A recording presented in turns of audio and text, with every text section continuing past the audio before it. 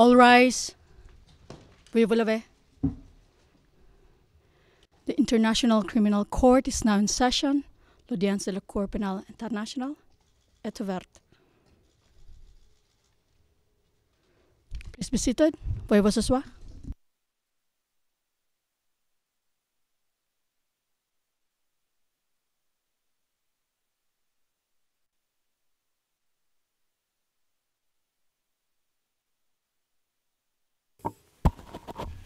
Good morning, everyone.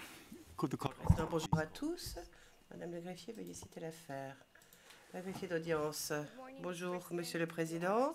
Bonjour à tous. Situation en Ouganda. Affaire le procureur contre Dominique Ongwen. Référence de l'affaire ICC 04 0115. Nous sommes en audience publique. Le Président, merci. Je tiens à souhaiter la bienvenue à tous dans ce prétoire pour le réquisitoire et les plaidoiries, donc sur 3 jours. Et je demande les présentations. Je commence par l'accusation, Monsieur Gumpert. Monsieur Gumpert, Ben Gumpert, avec Adeshola Adeboyejo, Colin Black, Betty Holler, Pududu Satchitanandan, Colin Guild, Haido Duke, Nicolas Schauschik, Jason Janelli, Grace Go et Yulia Nuspan. Le Président, maintenant, les victimes, s'il vous plaît. Maître Massida. Maître Massida, bonjour, Monsieur le Président, bonjour à tous. Les victimes sont représentées par Monsieur Achung Rotsetsek, Caroline Walter et je suis Pauline Massina. Président et Monsieur Manoba, maintenant, Maître Manoba, bonjour à tous. Je suis accompagné aujourd'hui de Francisco Cox, de Listo Atto et de Anushka Chemi. Le Président, merci. Et la défense, qui va faire les présentations? C'est Maître Ayena. Maître Ayena, veuillez s'il vous plaît parler dans le micro. Bonjour Monsieur le Président, bonjour Messieurs les juges. Je suis aujourd'hui accompagné par le chef Charles Acheleke Taku, Beth Lyons, Kifude Gordon, Thomas Oboff, Thibaut Bajnovic, Eniko, Michael Rose et Madame Morgan. Et notre client, Monsieur Dominique Ongwen, est dans le prétoire. Le Président, merci. Donc, je rappelle juste l'ordre du jour pour la semaine. Nous allons avoir 3 jours de réquisitoire et plaidoirie. Et donc, aujourd'hui, ce sera l'accusation pour le réquisitoire. Demain, les représentants des victimes qui auront une séance chacun. Et ensuite, jeudi, la journée entière pour les plaidoiries de la défense. Et maintenant, je donne la parole à l'accusation pour son réquisitoire. Monsieur Gumpert, c'est à vous. Monsieur Gumpert, merci. Donc, je vais être très clair. Aujourd'hui, dans nos arguments, nous n'allons pas essayer de reprendre la totalité de l'affaire contre Dominique Ongwen et de dossier que nous avons contre lui. En effet, ce dossier a été résumé dans un mémoire de 200 pages qui a été déposé, qui est disponible à tous. Nous allons plutôt parler aujourd'hui des questions qui ont été soulevées dans le mémoire de l'accusation, le mémoire écrit que la défense a déposé. Donc, je vais vous parler de la façon dont nous sommes organisés. Tout d'abord, Madame Tebayejo va parler de quelques problèmes qui ont été soulevés dans le mémoire de la défense à propos des crimes que l'accusation considère que M. Ongwen aurait commis et dont les victimes seraient 7 femmes qu'il considérait comme étant ses épouses au cours de la période de référence et qui ont d'ailleurs témoigné à propos de leur expérience. Elles ont vécu des mariages forcés, un viol ou des viols, une réduction en esclavage sexuel et d'autres crimes sexospécifiques aux mains de M. Ongwen. Ensuite, je parlerai des allégations que la défense a fait à propos de la soi-disant non-équité de ce procès, à propos de leurs observations concernant les modes de responsabilité qui que l'on a attribuées à M. Ongwen à propos de leur suggestion que la Chambre ne devrait pas uniquement utiliser et se baser sur les éléments de preuve des communications radio interceptées de l'ARS. Et je parlerai aussi de leurs arguments concernant les maladies mentales et les contraintes et les difficultés vécues par M. Ongwen. Ensuite, M. Black répondra aux arguments de la défense à propos des crimes que l'accusation considère ont été commis au cours des 4 attaques qui sont dans l'acte d'accusation sur les camps de Padjoulé, Odek, Ludoki et Abok, et à propos aussi de questions d'éléments de preuve qui sont soulevés dans ces écritures. Mais avant de cela, bien sûr, je vais tout d'abord essayer de remettre un peu les choses dans leur contexte, en ce qui concerne d'ailleurs les 70 charges que l'accusation reproche à M. Ongwen. Donc il serait peut-être bon de commencer par la fin pour une fois. Donc je vais commencer par les chefs 69 et 70. Et ce sont des crimes qui impliquent des enfants soldats. Donc l'accusation déclare que les éléments de preuve présentés au procès ont prouvé que lors de la période de référence, l'armée de résistance du Sahel, dirigée par Joseph Kony, était engagée dans un conflit armé non international dont le but était de chasser le gouvernement de l'Ouganda. Le combat de la RS n'était pas uniquement dirigé contre les soldats du gouvernement, mais comprenait aussi des attaques systématiques et généralisées contre la population civile. L'ARS, depuis toujours, enfin depuis très longtemps en tout cas, a une politique d'enlèvement et de conscription d'enfants, y compris d'enfants en dessous de 15 ans. C'est une politique qui a été mise en œuvre dans toutes ces unités et mise en œuvre surtout dans la brigade Signia entre le 1er juillet 2002 et le 31 décembre 2005, c'est-à-dire la période de référence en l'espèce. Donc, au cours de la période de référence, les choses étaient absolument conformes à la règle. Les enfants étaient enlevés pour devenir des combattants de l'ARS et les filles étaient enlevées pour devenir soit des épouses, on les forçait à devenir des épouses, ou à devenir des bonnes à tout faire, ou bien des babysitters, c'est-à-dire des ting-ting. Et chaque unité de la brigade Signia comportait des enfants en dessous de 15 ans. Concernant la période de référence. Et les enlèvements étaient tout à fait standards en ce qui concerne les opérations de la brigade de Signia. Et les enfants de 15 ans et de moins de 15 ans, les enfants, y compris des enfants de moins de 15 ans, étaient enlevés pour rejoindre les rangs de la brigade. Et l'âge préféré était, pour les garçons, c'était environ 12 ans. Mais on pouvait aussi aller jusqu'à 8 ou 9 ans. Parfois, on enlevait aussi ces enfants très jeunes. Après avoir été enlevés, les enfants et les garçons devaient passer un rituel et étaient frappés aussi. C'était leur initiation dans la RS. On les entraînait au maniement des armes, on les entraînait aussi aux règles qui gouvernait la RS. Ensuite, on les allouait à différents combattants, souvent ceux qui les avaient enlevés d'ailleurs. Et lorsqu'on considérait qu'ils étaient suffisamment fiables, les garçons qui avaient été enlevés, y compris ceux de moins de 15 ans, recevaient une arme ou des armes et étaient utilisés comme escorte pour les commandants de la brigade Signia. On les plaçait dans des postes d'observation, c'était des gardes. Ils devaient aussi porter la nourriture, ils devaient porter les armes, ils devaient porter les munitions. Et ils participaient aux attaques sur les civils, contre les civils, aux embuscades et aux batailles contre l'UPDF. Et on les utilisait aussi pour tuer, pour piller et pour enlever. Monsieur Ongwen était membre de la brigade de Signia pendant toute la période de référence de 42 mois. Il était d'ailleurs dans les rangs les plus élevés de la brigade de Signia entre juillet 2002 et décembre 2005. Tout d'abord, il était commandant de bataillon et à partir de mars 2004, il est devenu commandant de brigade. Et avec ses co-auteurs, d'autres membres de la brigade de Signia et Kony, il a poursuivi le plan commun qui était d'enlever des enfants dans le nord de l'Ouganda et de les conscrire et de les enrôler dans la brigade de Signia afin d'être sûr que la brigade comportait suffisamment de soldats. Et le résultat de ceci, c'est que les enfants, y compris ceux qui avaient moins de 15 ans, étaient enrôlés et ont participé activement aux hostilités de la brigade de Signa. M. Ongwen, entre autres choses, a donné ordre que l'on procède à des enlèvements, a suivi l'instruction des enfants, a lui-même utilisé des enfants de moins de 15 ans comme étant pour être ses escortes ou pour être son aréopage et a déployé des enfants dans des opérations militaires. Monsieur Ongwen a interagi de façon régulière avec ses enfants et a même parfois demandé précisément quel était leur âge. Donc il est très clair qu'ils savaient parfaitement qu'ils avaient moins de 15 ans.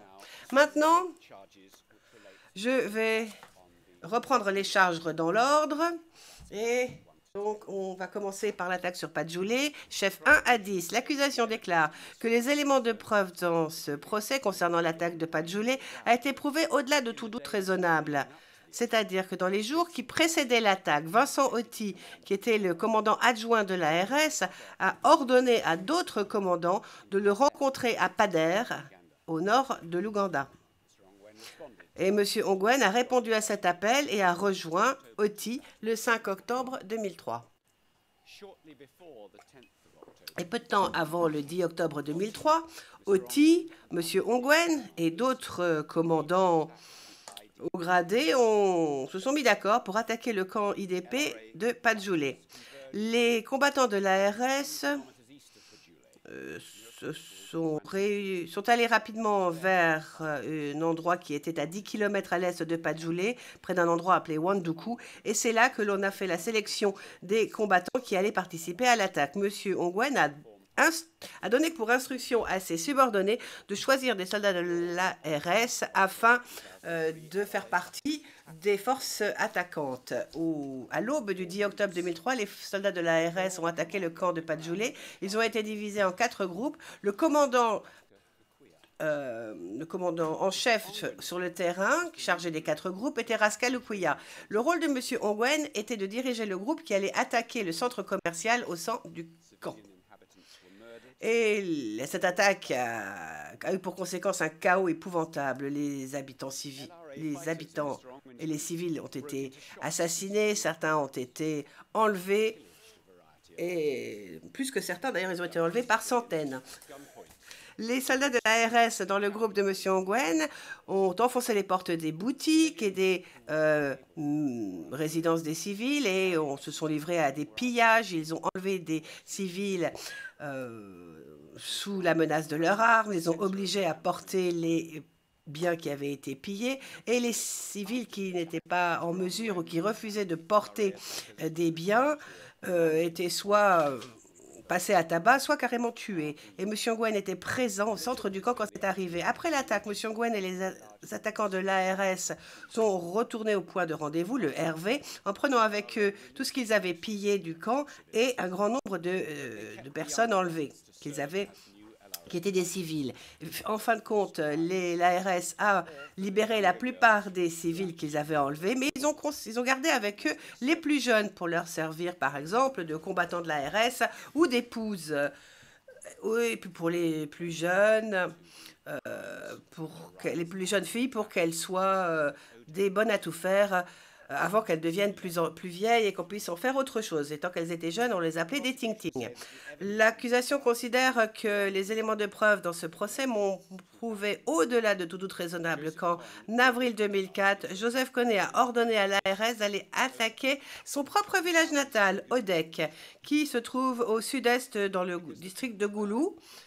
Et pourquoi? Uniquement parce que les locaux n'étaient pas en faveur de l'ARS. Là, je vais donc parler des chefs 11 à 23, Odek. Le 28 et 29 avril 2004, M. Ongwen, le commandant de la brigade de Signa de l'ARS, a ordonné aux combattants de l'ARS sous son commandement d'attaquer le camp d'IDP d'Odek et de tuer et d'enlever les civils et de piller toute la nourriture qu'ils trouveraient. Après avoir briefé les combattants, M. Ongwen personnellement a dirigé l'attaque contre le camp le 29 avril, accompagné par d'autres commandants de la brigade de Signa.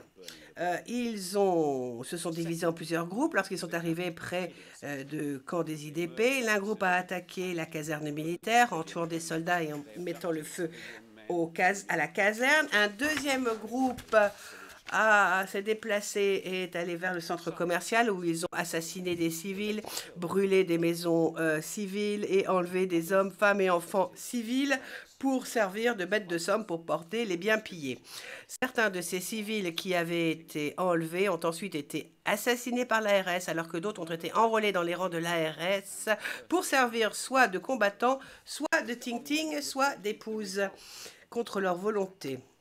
Le 30 avril et le 1er mai 2004, M. Ongwen a fait rapport des résultats de l'attaque d'Odek par radio et le long de toute la chaîne de commandement jusqu'à Connie et Vincent Otti. On peut très bien entendre sa voix lorsqu'il décrit les résultats de l'attaque et lorsqu'il répond aux questions qu'on lui pose quant à la destruction infligée à Odek, qui a été complète. Et maintenant, parlons des chefs 24 à 36, Lukodi. L'accusation déclare que les éléments de preuve présentés en l'espèce ont prouvé au-delà de tout doute raisonnable que quelque temps avant le 19 mai 2004, M. Ongwen a ordonné aux combattants de l'ARS d'attaquer le camp d'IDP de Lukodi et de cibler les civils. Il a donné des ordres, y compris que l'on tue les habitants, que l'on incendie les biens des civils et que l'on se livre à des pillages. Pour préparer l'attaque, M. Ongwen avait choisi très précisément des combattants et il les avait briefés. Il les avait choisis à partir de la brigade de Signac qu'il commandait. Il avait obtenu un petit groupe de combattants à partir aussi d'une plus petite brigade, la brigade Gilva. Il les avait trouvés à l'hôpital de campagne. Et il a demandé à ce que ces autres combattants rejoignent son groupe. M. Ongwen a sélectionné lui-même le capitaine Alex Ochaka de la brigade de Signa pour qu'il dirige l'attaque en tant que commandant en chef. Mais lui-même n'est pas allé d'ailleurs sur le site de l'attaque. Au début de la soirée, le jour où le groupe a attaqué, sous le commandement d'Ongwen,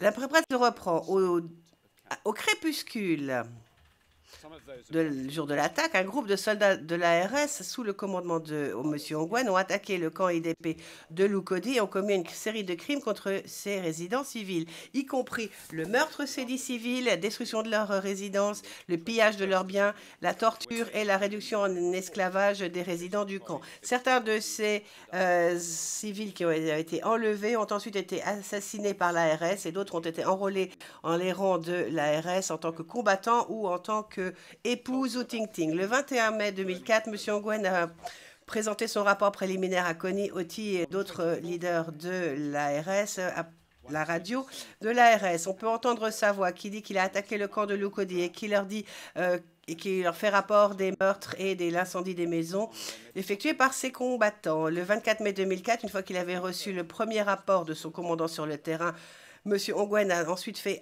un autre rapport supplémentaire à la radio de l'ARS et a confirmé sa responsabilité dans l'attaque du camp IDP de Lukodi. Maintenant, je vais passer au chef 38 à 49, attaque sur Abok. L'accusation considère que les éléments à l'espèce concernant l'attaque d'Abok ont prouvé au-delà de tout doute raisonnable que le 8 juin 2004, alors qu'il était dans les collines de l'Ato, M. Ongwen a nommé l'un de ses subordonnés, Kalalang, afin qu'il choisisse des combattants de l'ARS et qu'il les dirige pour attaquer le camp d'Abok, camp d'IDP. M. Ongwen a ordonné aux assaillants de tirer sur tout ce qui bougeait, d'attaquer, d'enlever des gens, de récupérer de la nourriture et ensuite d'attaquer et d'incendier le camp et la caserne. Kalagang a bel et bien dirigé les combattants pour s'attaquer au bec. Il leur a donné pour ordre de tuer des civils, mais si possible, pour éviter de gâcher trop de balles, il fallait les tuer en y mettant le feu ou bien en écrasant leur tête, en tapant sur leur tête avec des bâtons.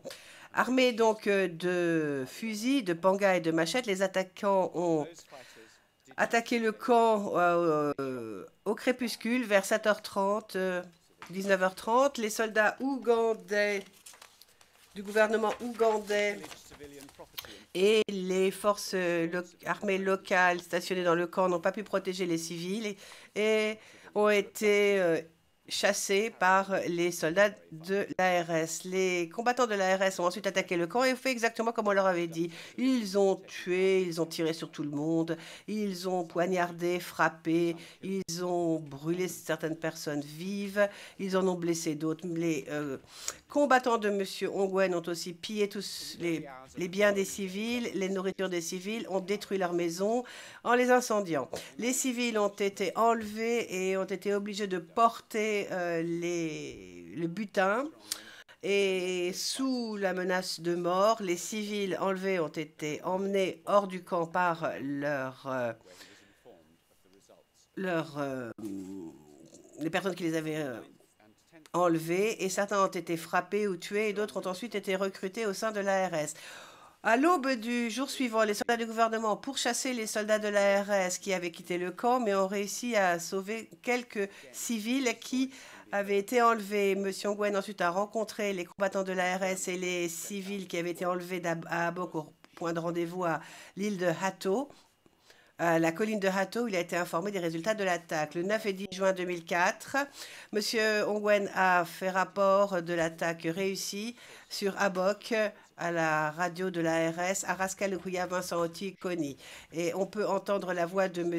Ongwen dans cette communication radio enregistrée qui confirme bien qu'il a envoyé un déploiement et qu'il avait tué sur tout ce qui, et qu'il avait tiré sur tout ce qui bougeait. Ensuite, je vais maintenant parler de la persécution, chef 10, 23, 36 et 49. Et l'accusation considère que les éléments de preuve dans ce procès ont bien montré qu'au cours de la période de référence entre le 1er juin 2002 et le 31 juin 2005, l'ARS a ciblé les civils dans le nord de l'Ouganda, qu'il considérait comme ne soutenant pas le gouvernement de l'Ouganda. Les victimes de cette persécution n'avaient pas besoin de montrer qu'ils étaient en faveur d'un ou l'autre camp. Il suffisait qu'ils résident dans un camp établi par le gouvernement pour les déplacer, pour que l'ARS les considère qu'ils soutenaient le gouvernement. Kony et d'autres commandants de l'ARS donnaient toujours des ordres pour que l'on cible ces civils. Monsieur Ongwen savait très bien, et d'ailleurs nous le savons par les éléments de preuve, qu'il savait parfaitement quelle était cette campagne de persécution de l'ARS. Étant donné sa position d'autorité, il avait accès régulier aux communications radio de l'ARS et il était parfaitement d'accord avec cette campagne. Et c'est démontré d'ailleurs à la fois par ses mots et par ses actions au cours de la période de référence. En ce qui concerne ce procès, il a en fait poursuivi la campagne de persécution de l'ARS au cours des 4 attaques qui lui sont reprochées.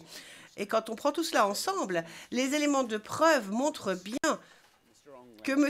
Ongwen avait agi avec une intention de discriminer en ce qui concerne les attaques sur ces 4 camps à Padjoulé, Odek, Lukodi et Abok.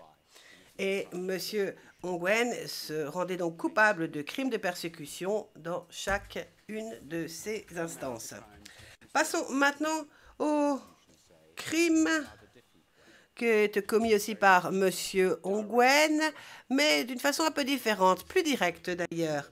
Et je vais parler des crimes sexospécifiques qu'il aurait directement commis. Chef 50 à 60 dans le DCC. Et je répète, il s'agit de crimes ici qui sont directement commis. L'accusation déclare que les éléments de preuve en l'espèce ont prouvé qu'au cours de la période de référence, M. Ongwen a commis directement des crimes sexospécifiques. Les victimes de ces crimes étaient les 7 témoins que vous avez entendus. Certaines de ces victimes lui ont été données, allouées, et d'autres ont été enlevées personnellement par lui-même. Il les a réduits en esclavage, il les a soumis à une servitude ménagère, il les a torturés, les a violés, les a réduits en esclavage sexuel, il les a épousés de force, il les a confinés, a continué à les violer pendant toute la période. au cours de laquelle ces personnes étaient sous son contrôle. Parfois, ceci a eu pour conséquence des grossesses.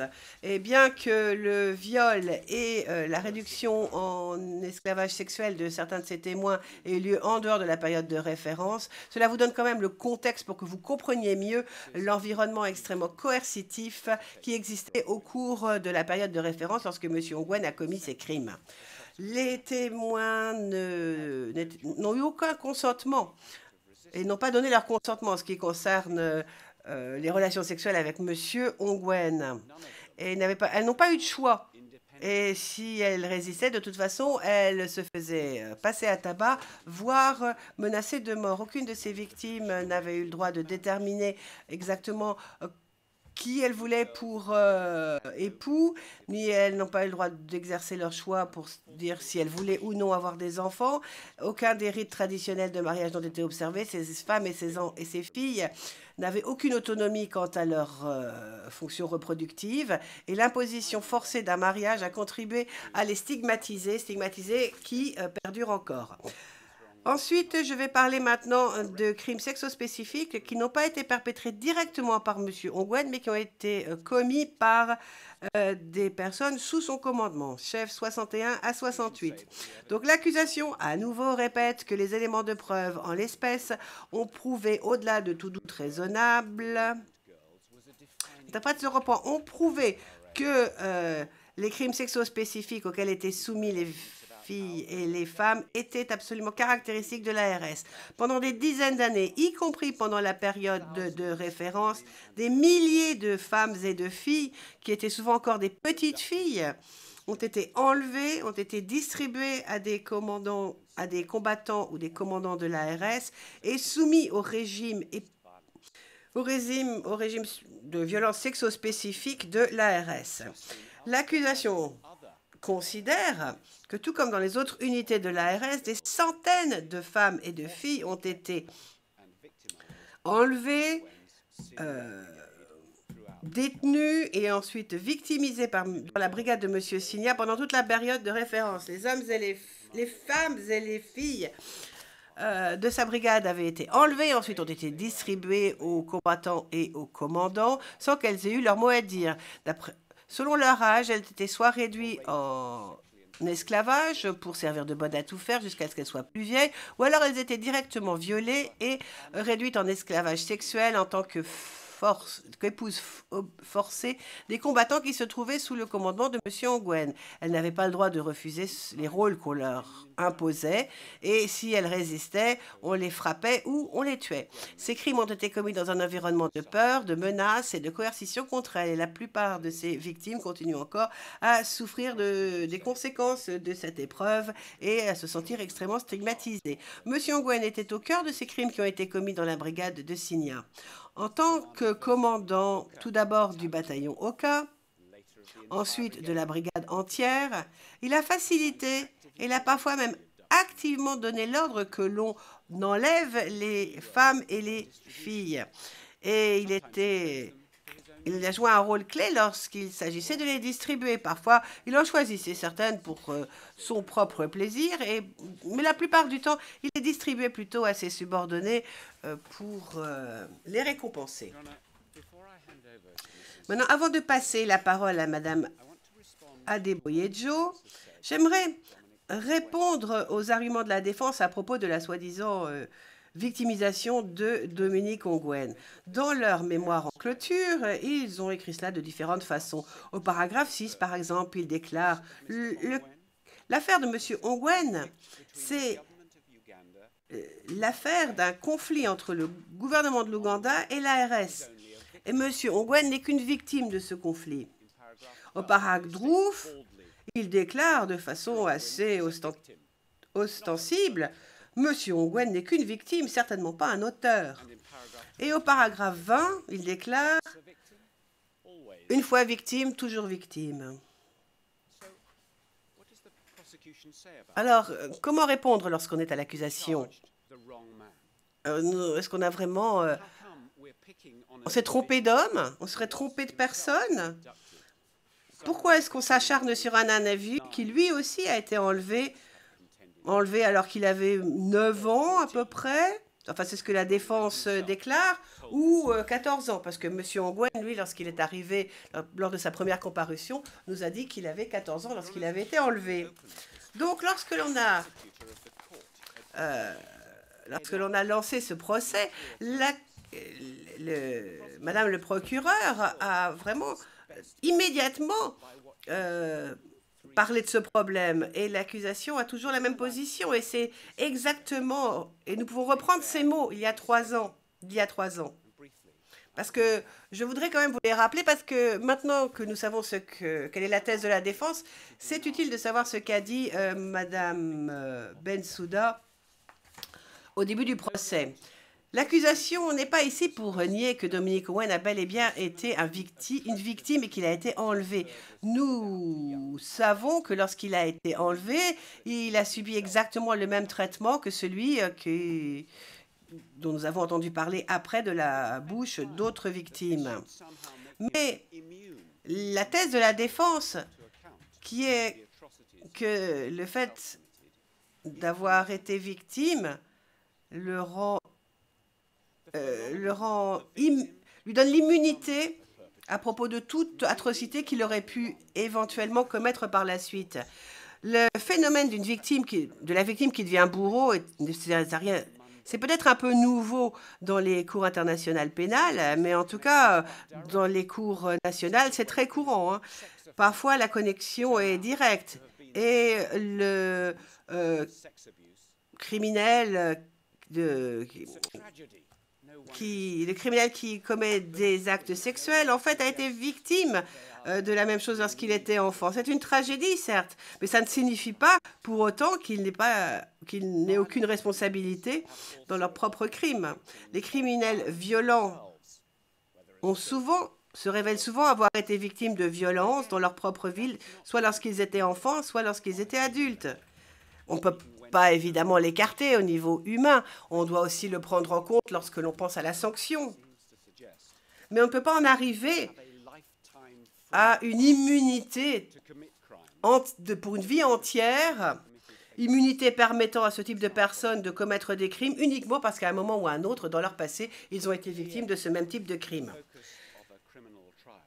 Parce que le but d'un procès pénal, qu'il soit tenu ici, devant la Cour pénale internationale ou dans une cour de première instance, dans un parti reculé dans des États partis, ce n'est pas de savoir si l'accusé est une bonne personne ou une mauvaise personne. On est là uniquement pour juger de ses actes criminels. Donc on n'est pas à savoir si d'un côté c'est une victime ou c'est un auteur. Et parce que de toute façon, en vrai, on sait très bien que la plupart des personnes qui ont commis des crimes sont à la fois des victimes et des auteurs. Et l'accusation a bien prouvé que M. Ongwen avait commis des crimes, et l'accusation a aussi prouvé pourquoi, en vertu du droit, il est responsable de ces crimes. Il n'était pas la victime de ces crimes-là. Et la Cour a entendu quel était l'impact de ces actions sur un grand nombre de personnes qui ont été ces victimes. Donc la Cour va décider s'il est coupable des crimes dont il est accusé. Et là, la question, et ensuite, lorsqu'il s'agira de déterminer la peine, éventuellement, on pourra prendre en compte le fait qu'il ait été victime des dizaines d'années avant d'avoir commis les crimes qu'on lui reproche ici. Et maintenant, je passe la parole à Madame Abodeli-Ejo.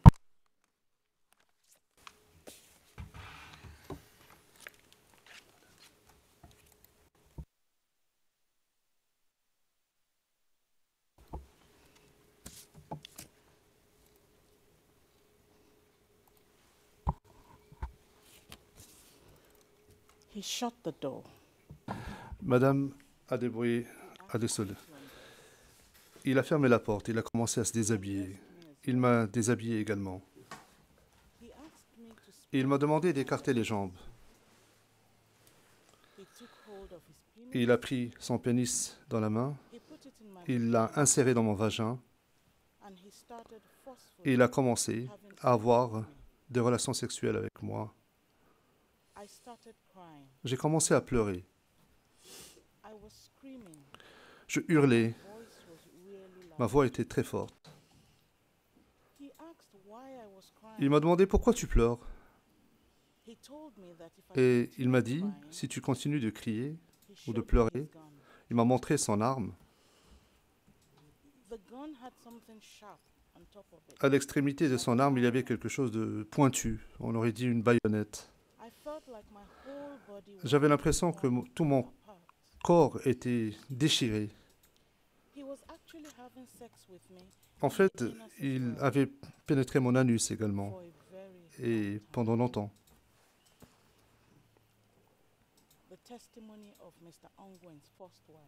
C'était le témoignage de l'épouse forcée de M. Ongwen, P227. Monsieur le Président, Messieurs les juges, les éléments de preuve démontrant que Dominique Ongwen a personnellement commis des crimes sexuels et sexistes à l'encontre de civils dans le cadre d'actes violents commis par l'armée de résistance du Seigneur dans le nord de l'Ouganda sont irréfutables. La diapositive que vous avez sous les yeux illustre bien cela.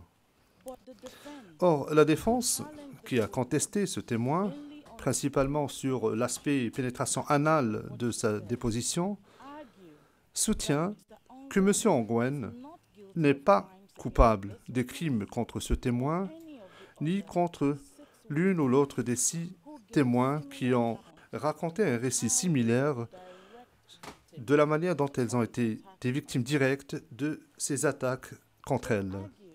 Ils essaient de faire valoir qu'ils n'avaient pas l'intention de commettre ces crimes. Il semble prétendre qu'il ne peut pas être incriminé pour ces actes parce que sa santé mentale, en raison de sa santé mentale lorsqu'il a commis ces viols. Ils soutiennent également qu'il agissait sous la contrainte,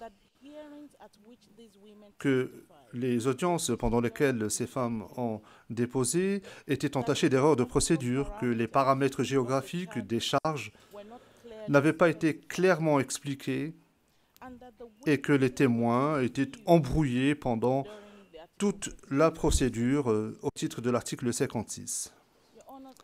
Monsieur le Président, permettez-moi d'aborder les différents aspects contenus dans ces allégations de la défense. La thèse de l'accusation est la suivante. Dominique Ongwen a commis personnellement différents types de crimes sexuels et sexistes, et ce, y compris le viol, le mariage forcé, la réduction de l'esclavage sexuel et les grossesses forcées à l'encontre de 7 femmes, à savoir P99, P101, P214, P226, P227, P235 et P236. Il a commis personnellement ces crimes, mais puis encore, il a ordonné aux combattants de la brigade Signa, dont il était le commandant, de commettre des crimes aussi brutaux. Pour les actes consistant en la réduction en esclavage, la torture, l'humiliation et la dégradation de femmes, l'accusation, le président. Les interprètes me signalent que vous êtes un peu trop rapide. Je vous demanderai donc de ralentir afin qu'ils puissent vous suivre. Madame Adeboyeja. Merci, Monsieur le Président. L'accusation donc l'accuse également de réduction en esclavage, de torture et d'atteinte à la dignité de la personne. La défense tente de faire valoir que M. Ongwen n'avait pas l'intention de commettre ces crimes et qu'il les a exécutés sous la contrainte parce qu'il avait peur de M. Kony. Or, il n'en est rien. En effet, la déposition du témoin P226 démontre clairement que les allégations de la défense ne tiennent tout simplement pas la route. Le témoin P226 était une jeune enfant de 7 ans. Elle portait encore son uniforme scolaire lorsqu'elle a été enlevée par des soldats sous les ordres de M. Ongwen. Elle a été emmenée au Soudan. Une fois dans la maisonnée de M. Ongwen, la P226 est devenue une ting-ting. Comme vous l'avez entendu dire, les Ting Ting sont des jeunes filles à qui on confie des tâches ménagères et la tâche de s'occuper des enfants. En tant que Ting Ting, le témoin P226 a été obligé d'effectuer des tâches ménagères, par exemple le fait d'aller chercher de l'eau, bêcher le jardin et récupérer des légumes pour faire à manger. Il est clair que son rôle consistait à faire cela. D'ailleurs, cela n'a pas été contesté par la défense. Et le témoin de la défense des 13 a confirmé sa présence en tant qu'épouse forcée de M. Ongwen pendant la période couverte par les charges. Lorsque le moment est venu d'attribuer le témoin P226 ainsi que les autres fillettes enlevées, M. Coney a demandé au commandant suprême de l'ARS d'envoyer ses gardes du corps pour aller la chercher. M. Ongwen a refusé de la libérer. Il l'a cachée sous son lit. Il a déclaré qu'il avait trouvé et que c'est lui qui devait la garder. Soit qu'on la coupe en deux, soit qu'il la tuerait plutôt que de la laisser aller. M. Ongwen n'agissait pas sous la contrainte à ce moment-là. Il a tout simplement osé défier Joseph Kony. M. Ongwen n'a pas caché le témoin P226 sous son lit pendant un jour ou deux. Non, non, non. Il l'a fait pendant tout un mois. Et ce, jusqu'à ce qu'il ait été en mesure de la transférer ailleurs. Dire que son action n'était pas délibérée n'est tout simplement pas réaliste. En effet, il l'a gardée chez lui, il l'a cachée et a fini par la violer alors qu'elle n'avait que 10 ans. Il n'avait pas peur de s'élever contre Kony ni de s'opposer à lui. Et la manière dont il l'a violée en dit long également sur la nature délibérée du comportement de M. Ongwen à l'égard du témoin P226. Il a d'abord exigé d'avoir des rapports sexuels avec elle alors qu'elle n'avait que 10 ans. D'après sa déposition, elle a vu d'autres filles entrer et sortir de la maison de M. Ongwen. Elle pleurait, mais elle ne comprenait pas pourquoi.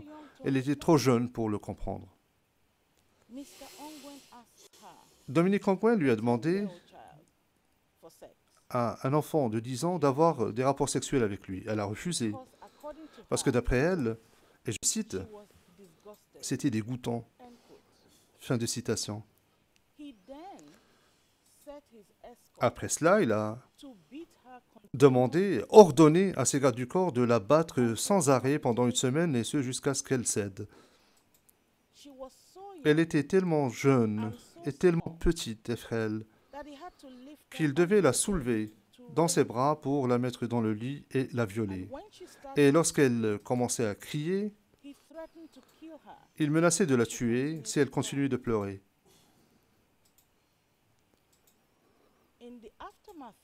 Après le viol, le témoin a déclaré ceci, et je cite, « Je ne pouvais pas me lever. Je suis allé me laver parce que je saignais. J'ai beaucoup saigné. » Fin de citation. Monsieur le Président, Messieurs les juges, ce ne sont pas là les actions d'un homme qui n'agissait pas de façon délibérée ou qui avait peur de M. Kony. Si tel était le cas, il aurait pu la garder dans sa chambre et s'abstenir de la violer, mais il l'a violée.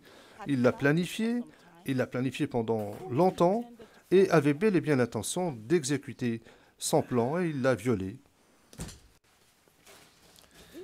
Ce récit, ainsi que la déposition d'autres femmes que Dominique Ongwen considérait comme ses épouses, n'ont pratiquement pas été contestés lors des contre-interrogatoires. J'ai attiré votre attention sur le litige concernant les détails relatifs au viol du P226.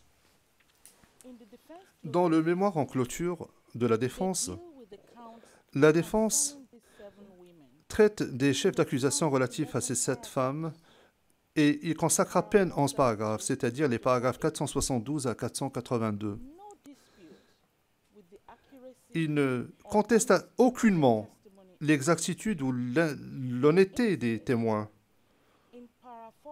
Au lieu de cela, au paragraphe 480, ils essaient de montrer que M. Ongwen était la victime de règles et de règlements relatifs aux relations sexuelles. Or, c'est M. Ongwen qui avait le pouvoir de libérer les femmes qu'il considérait comme ses épouses, de la misère, de leur réduction en esclavage en tant qu'épouse dans la brousse. D'ailleurs, il a fini par relâcher l'une de ses épouses, la P101, après avoir passé 8 ans en captivité en tant qu'épouse forcée et après lui avoir donné 3 enfants. Monsieur le Président, Messieurs les juges, je vais demander à la greffier d'audience de bien vouloir afficher à l'écran une photographie, mais je demanderai à ce qu'elle ne soit pas montrée au public. Elle est confidentielle.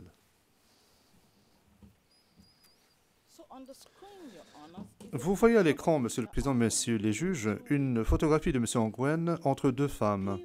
Le témoin P101 a dit dans sa déposition que c'est elle qui porte le premier enfant de M. Ongwen. Le témoin P101 a participé à l'émission radio Dwog Paco peu de temps après sa libération et a remercié Dominique Ongwen de l'avoir libéré. Mais elle pensait qu'elle aurait pu et aurait dû en faire davantage pour libérer les autres femmes. Il aurait pu en faire davantage pour libérer les autres femmes qu'il considérait comme ses épouses. Elle a nommé quelques-unes de ses épouses forcées, elle a décrit l'horreur qu'elles ont vécue et elle a exhorté, elle a prié de les libérer. Il n'existait pas de doute dans son esprit, lorsqu'elle a lancé cet appel à son intention, que Dominique Ongwen et non pas Joseph Kony qui avait le pouvoir de les relâcher. Il s'agissait là d'un récit de l'époque, d'un élément de preuve convaincant qui démontre que Dominique Ongwen avait la connaissance et l'intention de commettre les crimes qu'il a commis en poursuivant son comportement à l'égard de ces femmes. Et s'agissant de la nature délibérée de ces actes, la défense tente de faire valoir que Dominique Ongwen et sa capacité à contrôler son comportement avaient été anéantis par sa maladie mentale. Nous en dirons davantage à ce sujet plus tard. Mais pour le moment, je souhaite simplement signaler quelque chose qui n'a pas été reconnu ni admis depuis le début jusqu'à la fin du mémoire en clôture de la défense. Il n'existe pas d'éléments de preuve au dossier de cette affaire pour corroborer le fait que l'état d'esprit de Dominique Ongwen était affecté à l'époque où il a commis les crimes sexuels et sexistes. Il n'existe pas non plus d'éléments de preuve découlant de la déposition des experts en santé mentale appelés à la barre par la défense pour soutenir cette assertion. En effet, le D42, un des experts en santé mentale de la défense, a dit clairement que les experts de la défense n'avaient pas reçu comme instruction d'explorer l'état d'esprit de Dominique Ongwen à l'époque où ont été commis les crimes sexistes et sexuels allégués. Il a dit, et je cite, « Le mémoire qui nous a été remis ne concernait pas les crimes sexuels. Le mémoire concernait des crimes à caractère non sexuel. » Fin de citation. Donc, s'agissant de ces crimes, la notion selon laquelle Dominique Ongwen n'a pas agi de manière délibérée telle que l'exige le droit et en raison de maladie mentale ne tient tout simplement pas la route. Alors, où en sommes-nous, au juste?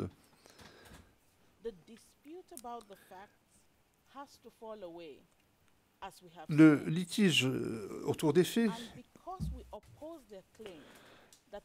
est tel que, en fait, nous nous opposons aux prétentions selon lesquelles Dominique Ongwen n'a pas engagé sa responsabilité pénale parce qu'il souffre de maladie mentale.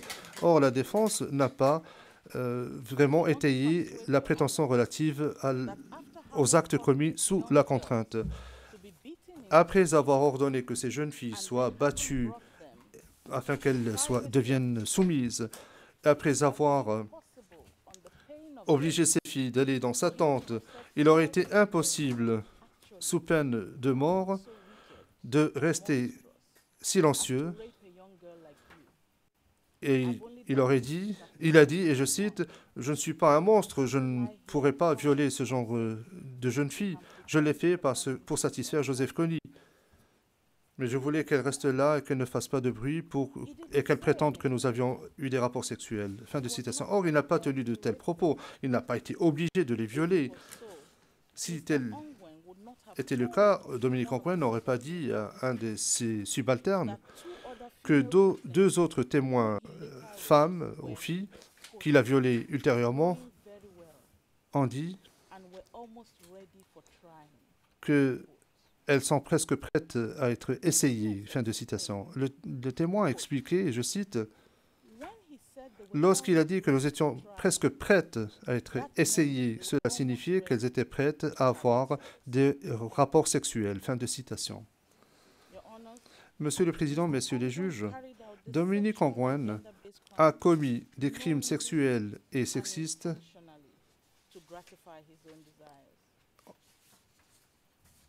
de manière délibérée pour satisfaire ses propres désirs. Et il savait ce qu'il faisait.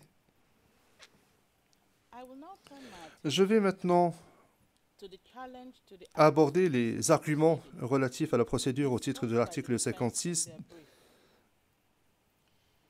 développé par la défense dans son mémoire. La défense sait très bien qu'elle ne peut pas vraiment contester sur des bases significatives les crimes sexuels et sexistes imputés à M. Dominique Ongwen.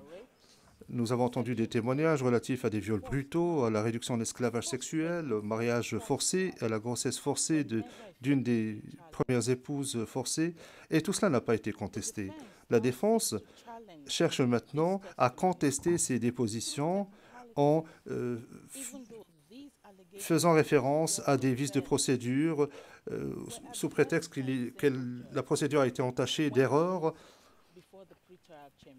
lorsque la question a été soulevée devant le juge unique de chambre préliminaire.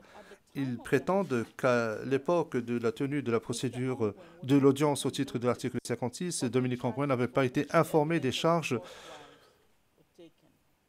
pour lesquelles on entendait la déposition des épouses forcées.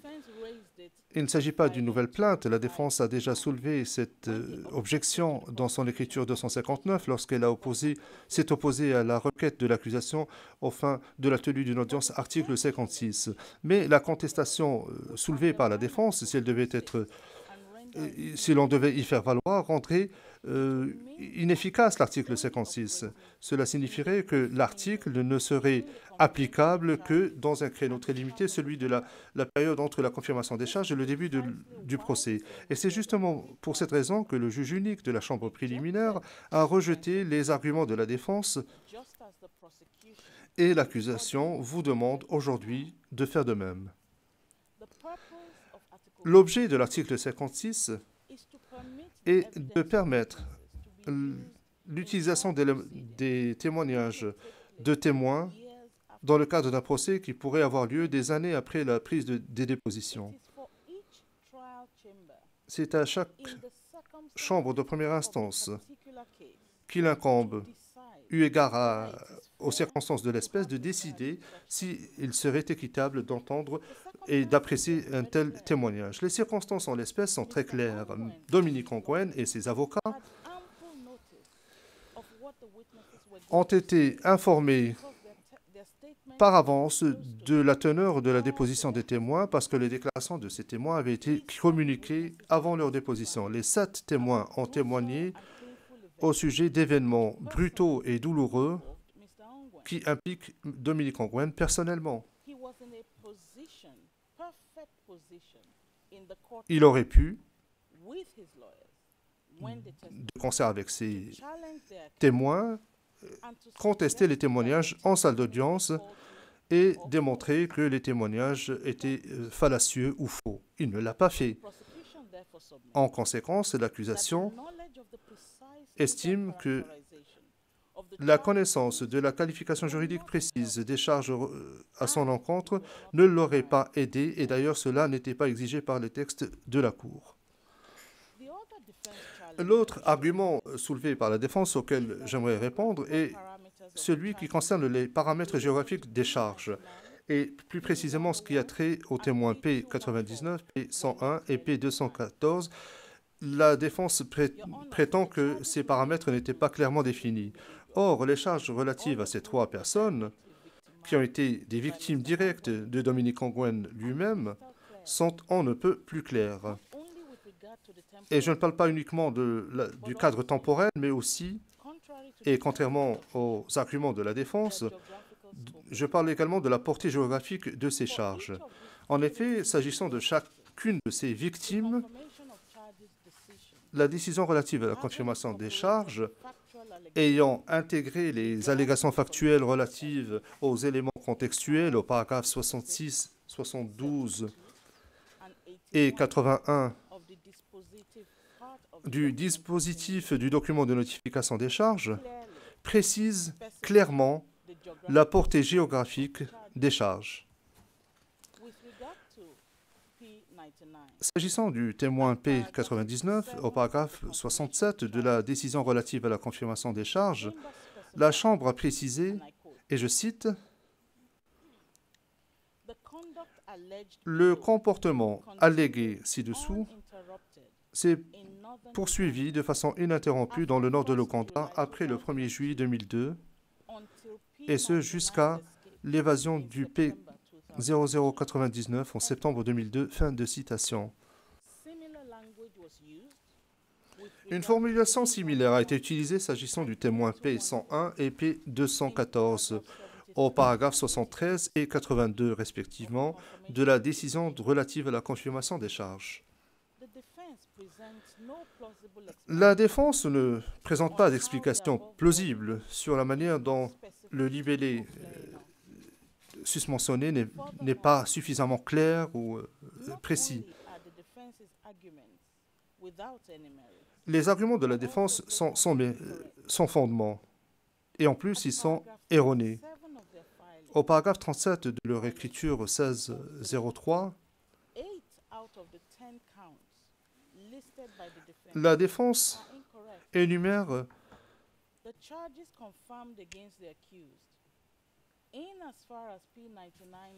ou présente des arguments concernant 8 des 10 chefs d'accusation qui sont erronés.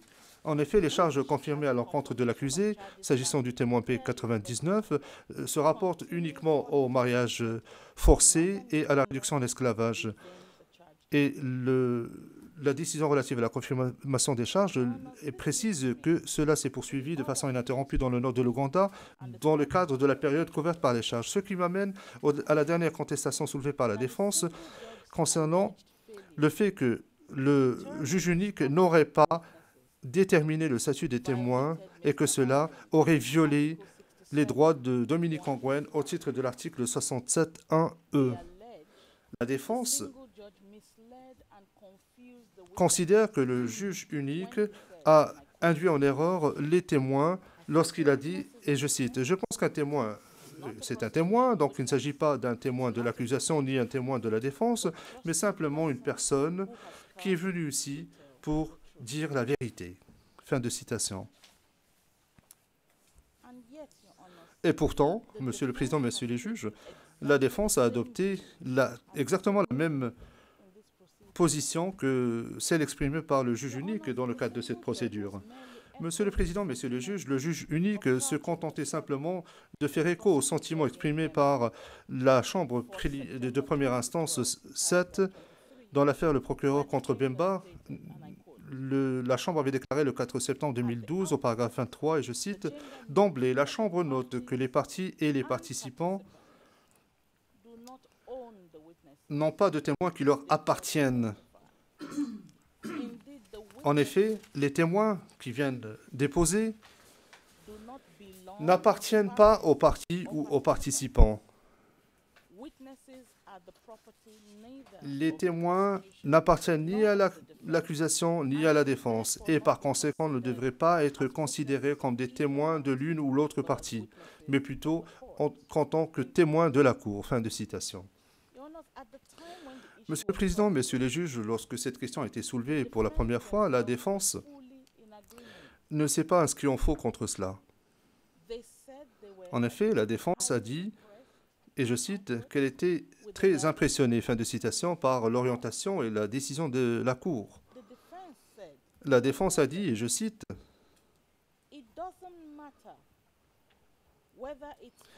« Peu importe qu'il s'agisse de l'accusation ou de la défense, ce qui importe, c'est que la vérité se manifeste, et ce, dans le but d'aider la Cour à parvenir à la décision correcte. » Fin de citation. Monsieur le Président, Messieurs les juges, les conseils de la défense faisaient référence aux témoins P235 et P236 qui auraient exprimé des préoccupations avant de comparaître en tant que témoins devant la Cour. L'avocat de la défense a confirmé cela. Permettez-moi de le citer à nouveau. La défense a dit, et je cite, « D'après ce que j'ai pu glaner de ce qui a été dit ici, il semblerait, on a l'impression que les témoins viennent témoigner contre l'accusé ou contre le suspect. Or, ce n'est pas ce que la Cour a dit. À la Cour, on présente des éléments de preuve objectifs, on dit la vérité, c'est ce que le témoin doit dire. Peu importe que le témoin tienne des propos contre ou favorables au témoin. Et c'est ce que dit le conseil de M. Ongwen. Il s'agit de savoir ce que le témoin sait au sujet de l'affaire. Fin de citation. Monsieur le Président, Messieurs les juges, telle était la position de la défense il y a 5 ans. À l'époque, ils insistaient sur le rôle de recherche de la vérité de la Cour. Ils disaient qu'ils appréciaient la collégialité démontrée par les deux parties dans la conduite de la procédure et ils ont même offert, dans cet esprit de collégialité, de contacter les témoins, de les persuader de témoigner. La défense ne peut pas faire du révisionnisme aujourd'hui en prétendant soudainement qu'elle n'a pas été en mesure d'appeler un témoin à la barre ou que le témoin aurait pu faire un témoignage différent. Je suppose qu'ils entendent par cela un témoignage moins incriminant si on leur avait apposé l'étiquette témoin de la défense.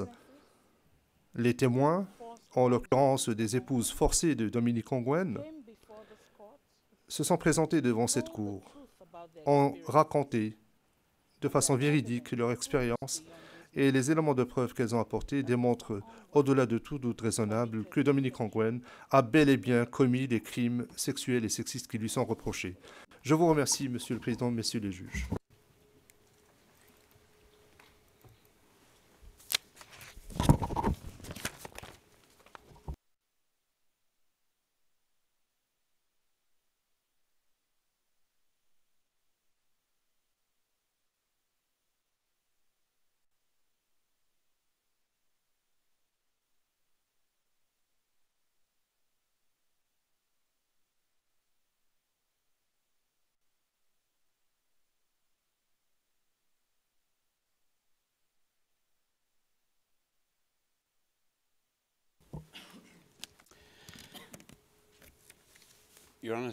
Monsieur Gumpert, messieurs les juges, je voudrais évoquer 5 sujets évoqués par la défense dans son mémoire. C'est les le droit à un procès équitable pour M. Ongwen a été violé. Je parlerai des arguments de droit que la défense a développés en ce qui concerne les modes de responsabilité qui décrivent l'implication de M. Ongwen dans les crimes imputés. Je traiterai des suggestions faites par la défense que les transmissions radio de l'ARS que les autorités ougandaises ont interceptées et enregistrées dans des cahiers d'enregistrement ou sur des cassettes ne sont pas fiables, non pertinents, non authentifiés et inadmissibles. Je démontrerai que ces allégations sont fausses. J'évoquerai la confusion de la défense en ce qui concerne la relation entre la maladie mentale et la contrainte et noterai un certain nombre d'autres erreurs dans leur évaluation de la preuve médicale, de l'expert médical. Et enfin, je traiterai de l'affirmation catégorique faite par la défense à la lumière du fait que la Chambre a entendu des dizaines de témoins qui s'étaient échappés de l'ARS, qu'il était tout simplement impossible de procéder à cela. Je note qu'il reste 25 minutes jusqu'à notre pause normale pour faire notre pause. Donc, est-ce que je pourrais choisir le moment où je m'arrête lorsque nous approcherons de 11 heures? Le président, oui, tout à fait. Comme il vous convient. Monsieur Gumpert, merci beaucoup. J'en arrive à la question de savoir si ce procès a été équitable ou pas. La défense se plaint de décisions que la Chambre de première instance a déjà prises.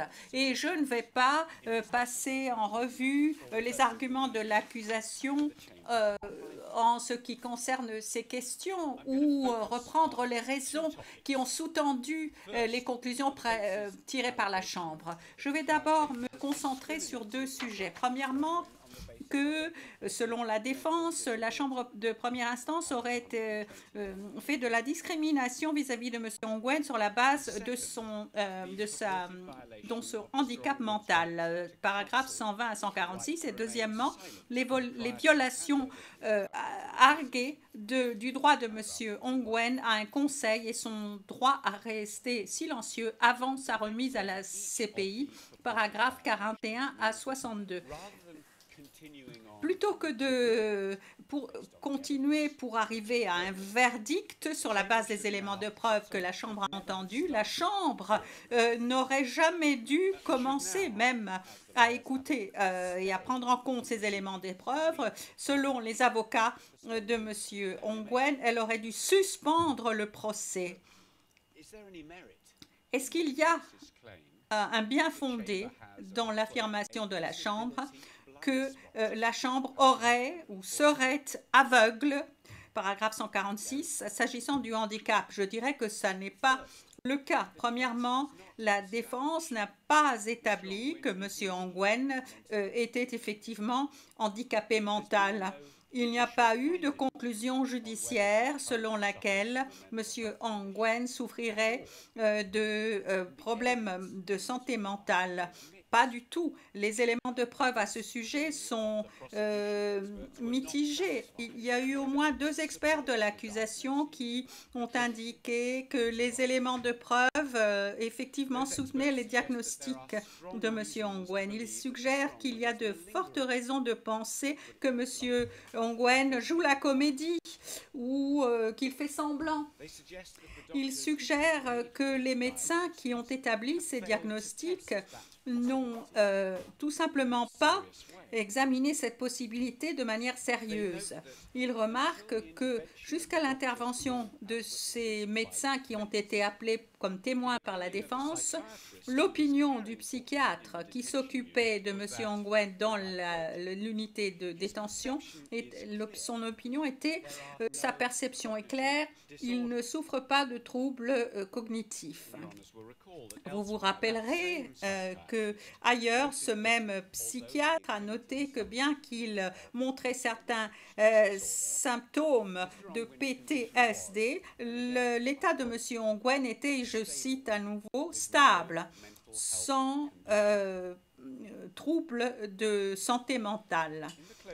Dans le mémoire de clôture, l'accusation a évoqué en détail les raisons pour lesquelles, les raisons qui sous-tendent le propre récit fait par M. Ongwen de son état mental sur la source, selon les experts de la défense et le professeur de Young. Et ceux-ci sont arrivés à la même conclusion, c'est-à-dire que ça n'est pas fiable. Deuxièmement, la défense n'a pas établi de manière concrète quels étaient les préjudices qu'il avait subis. La maladie mentale, la dépression, l'anxiété, les troubles de la personnalité et d'autres maladies sont des maladies très courantes parmi ceux qui comparaissent devant les tribunaux. Les cours, comme cette chambre d'ailleurs l'a fait, prennent des adaptations ou font des adaptations pour tenir compte de cela. La possibilité qu'il souffre de maladie mentale ne doit pas servir de bouclier pour protéger une personne accusée des rigueurs d'un procès criminel. C'est aux médecins de cette personne, aux avocats, et M. Ongwen est tout à fait bien doté à cet égard, d'attirer l'attention de la Cour sur la manière spécifique dont les troubles dont il souffre peuvent avoir une influence sur la procédure.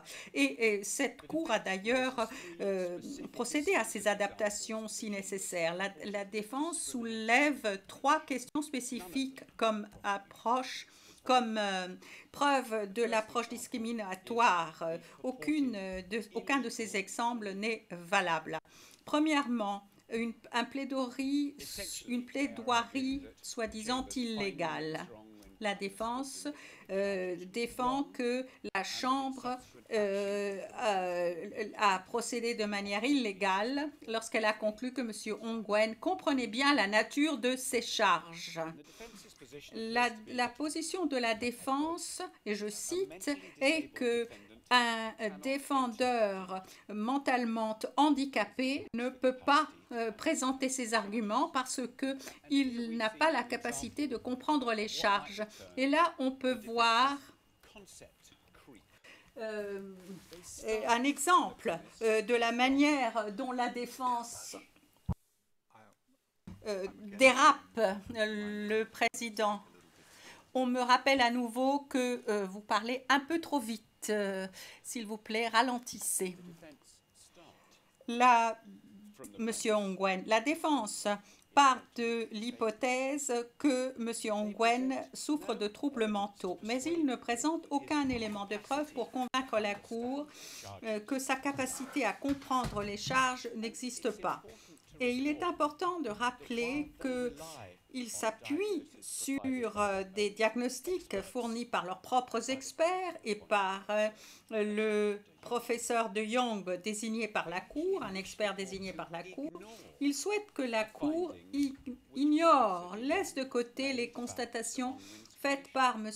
de Young sur l'état de M. Ongwen. Le professeur de Young a fait rapport sur l'état de M. Ongwen dans le paragraphe 4 de son rapport, et je cite, « Sa conscience est claire, il se retrouve dans le temps, il sait où il se trouve dans son environnement, il sait qui il est, il a de bonnes capacités d'attention et peut se concentrer après des heures d'entretien.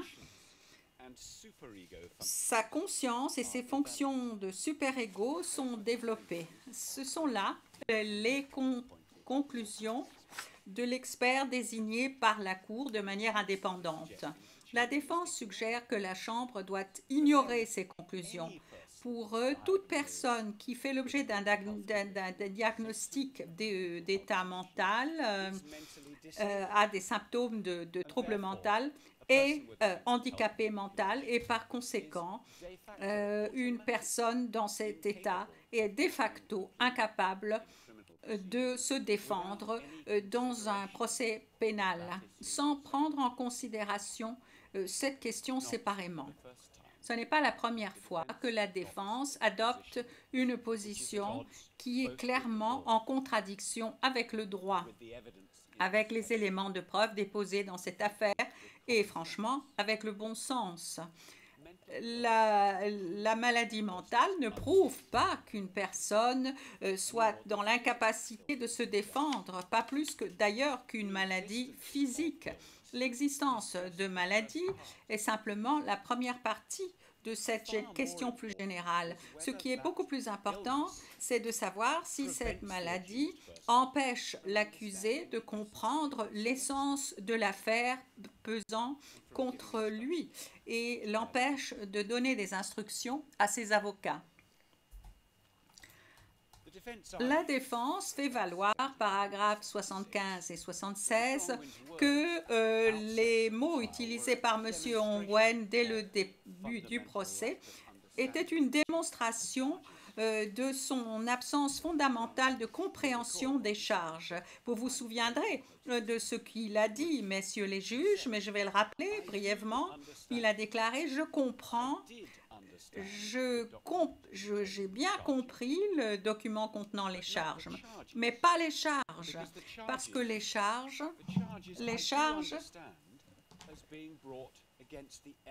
je les comprends comme portant contre l'ARS et non pas contre moi, parce que moi, je ne suis pas l'ARS. L'ARS, c'est Joseph Kony, qui est le chef de l'ARS.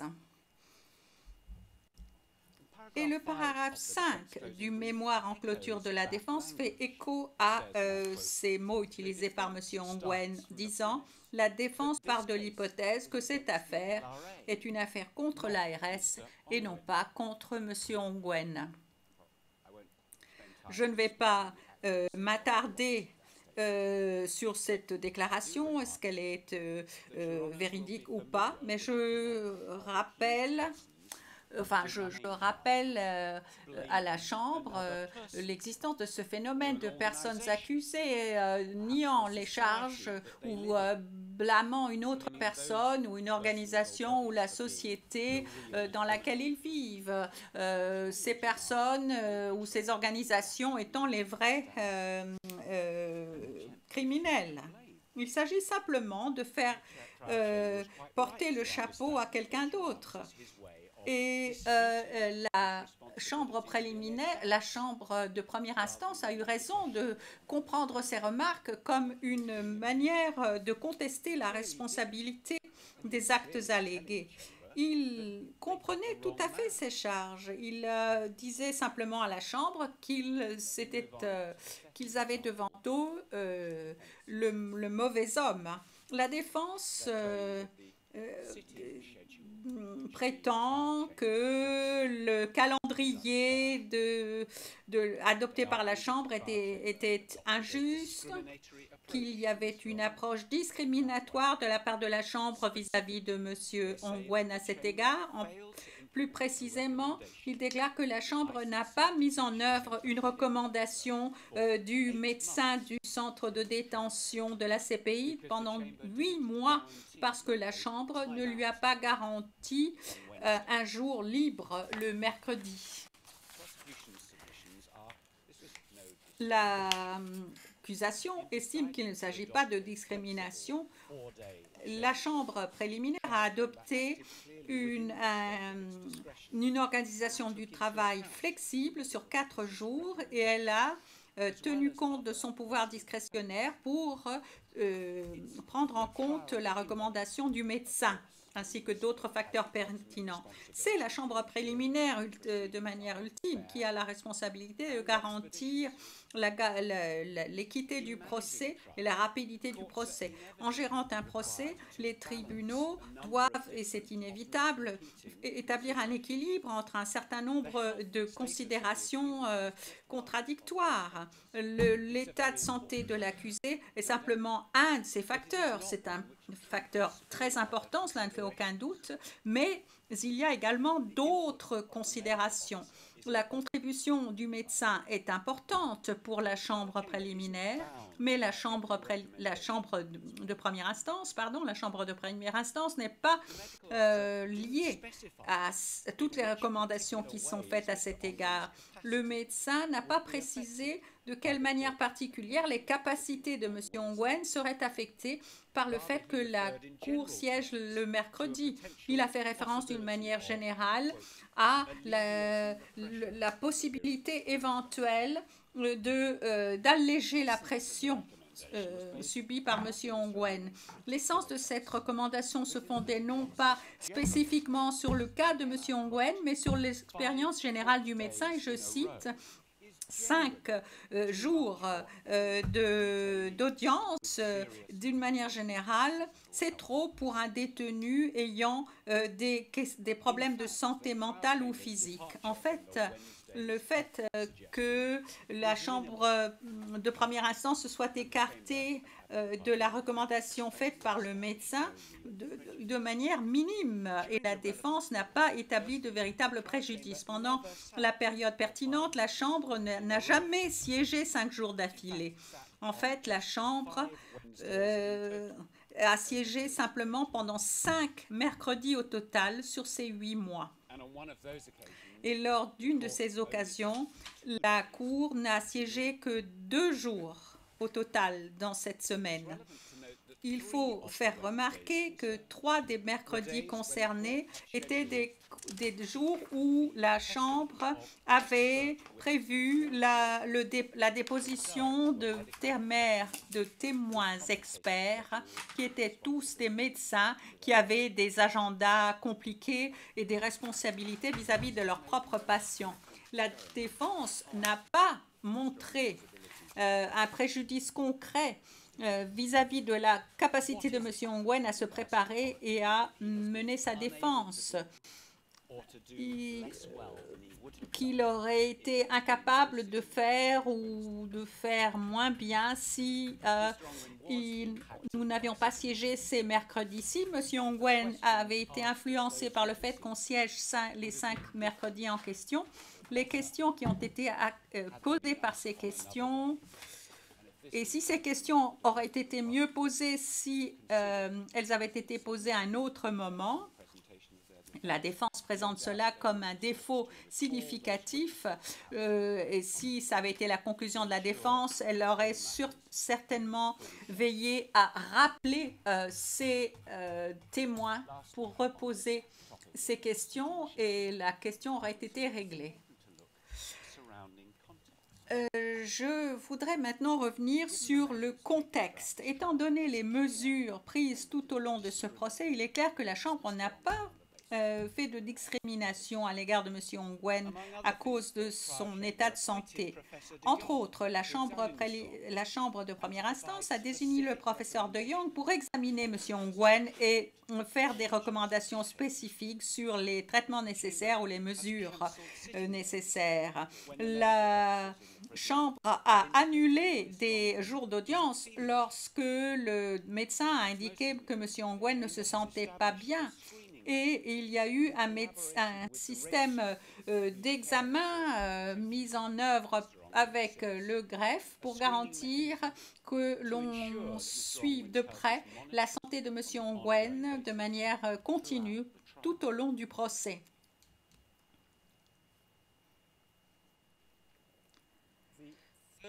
Le troisième exemple que je voudrais évoquer, et je pense que je ferai cela et puis ensuite je marquerai la pause, si vous me le permettez, le rejet d'une requête visant à ordonner un deuxième examen, règle 135. La règle 135 donne à la Chambre la possibilité d'ordonner un examen médical. Et effectivement, la Chambre l'a fait lorsqu'elle a demandé au professeur De Jong de faire un rapport. J'en ai déjà parlé. Le professeur... le professeur Ongwen de Young, pardon, a parlé de la clarté de conscience, le fait qu'il était bien orienté dans son environnement social, qu'il avait une attention excellente, etc. Et le professeur a suggéré que M. Ongwen, malgré sa santé mentale, n'était pas dans l'incapacité de suivre le procès. La défense a demandé un deuxième examen peu avant et la Chambre a refusé cette requête. La Chambre a conclu correctement et de manière équitable qu'il n'y avait pas de fondement pour ordonner un examen supplémentaire parce qu'il n'y avait pas de nouveaux éléments de preuve que M. Ongwen soit dans l'incapacité d'exercer de manière significative ses droits à un procès équitable. L'affirmation faite par la défense que le droit de M. Ongwen à déposer ait été violé par la décision de la Chambre de première instance de ne pas ordonner un nouvel examen, règle 135, constitue essentiellement une tentative de revenir sur une question qui avait déjà été réglée, d'être présent au procès. La Chambre fait valoir, à juste titre, que le fait que l'accusé doive décider s'il souhaite déposer ou non ne constitue pas une circonstance nouvelle. En fait, c'est une question de stratégie de plaidoirie et non pas une question médicale. Ce que la défense visait véritablement, selon l'accusation, c'est une raison de procédure grâce auquel il pourrait faire valoir le choix tactique de M. Ongwen de ne pas déposer pour soutenir les affirmations selon lesquelles il était en mauvais état de santé. Le fait que M. Ongwen ou ses avocats affirment que son mauvais état de santé l'empêche d'être jugé de manière équitable n'est pas un argument suffisant. Il faut qu'il y ait des éléments de preuve pour sous-tendre cela. M. Ongwen a toujours dit a toujours été suivi par des professionnels de santé mentale à l'unité de détention. Ils ont exprimé leurs préoccupations à plusieurs reprises. La Chambre a évalué ces préoccupations de manière soigneuse et a agi de manière appropriée. Mais si ces professionnels avaient fourni des raisons, des opinions d'experts expliquant les raisons pour lesquelles M. Ongwen n'était pas en capacité à long terme de subir un jugement, alors la Chambre aurait, je n'en ai aucun doute, pris des mesures pour examiner cette question plus avant. Et je voudrais m'arrêter là maintenant. Le président, très bien, effectivement. Nous allons faire la pause.